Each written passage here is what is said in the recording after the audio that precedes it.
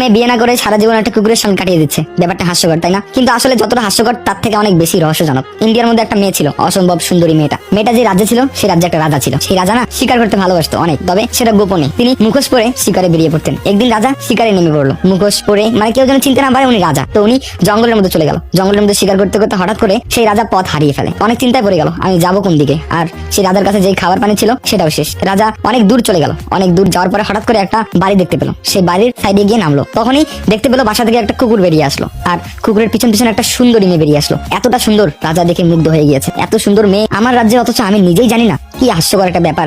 যাই হোক, তারপরে ওই রাজা ওই গ্রামে ঢুকলো। গ্রামে ঢুকে বললো, আমি এই রাজ্যের রাজা। তখন সবাই তেনাকে সালাম করা শুরু করলো। তারপরে রাজা ওই গ্রামে খাওয়া দাওয়া করলো। তারপরে রাজদরবার থেকে কিছু ঘোড়া এসে রাজাকে নিয়ে গেল তার প্রাসাদে। রাজা এখন খোঁজ করতে শুরু করলো সেই মেয়েটার ব্যাপারে। এখন রাজার খুবই পছন্দ হয়েছে। রাজা কিছু প্রহরী পাঠিয়ে দিয়েছে সেই মেয়েটার বাসায় বিয়ের প্রস্তাব নিয়ে। তখন সেই প্রহরীগুলো আসলো, এসে মেয়েটাকে বললো, আপনাকে আমাদের মহারাজার অনেক পছন্দ হয়েছে, আপনাকে তিনি বিবাহ করতে চায়। তখন মেয়েটা বললো, না, আমি বিবাহ করতে পারবো না। তারপরে প্রহরী ঘুরে গিয়ে রাজাকে বললো যে মহারাজ উনি আমাদেরকে ফিরিয়ে দিয়েছে। তখন রাজা অনেক খেপে গেল। খেপে গিয়ে বললো, এত বড় সাহস এই মেয়ের, আমার প্রপোজ রিজেক্ট করে। তারপরে রাজা সেই মেয়েটার ব্যাপারে খোঁজ খবর লাগাতে শুরু করলো। খোঁজ খবর লাগিয়ে জানতে পেলো এলাকার মানুষ, গ্রামবাসীরা রাজাকে বলেছে যে এই মেয়ে অনেক রহস্যজনক একটা মেয়ে। এই মেয়ে সারা জীবন কুকুর নিয়ে থাকে, কুকুর ছাড়া এই মেয়ে কিচ্ছু বোঝে না, খাওয়া দাওয়া এবং কি ঘুমানো পর্যন্ত সবকিছু। আরো গ্রামবাসী এটাও অনেক কিছুই বলেছে যে কুকুরকে নিয়ে সে রাতও কাটায় এবং কি সে মিলনও করে কুকুরের সাথে। এখন কথা হচ্ছে যে রাজা অনেক চিন্তায় পড়ে গেল এই মেয়েটাকে নিয়ে। এটা কি ধরনের মেয়ে, আর এত সুন্দর মেয়ে।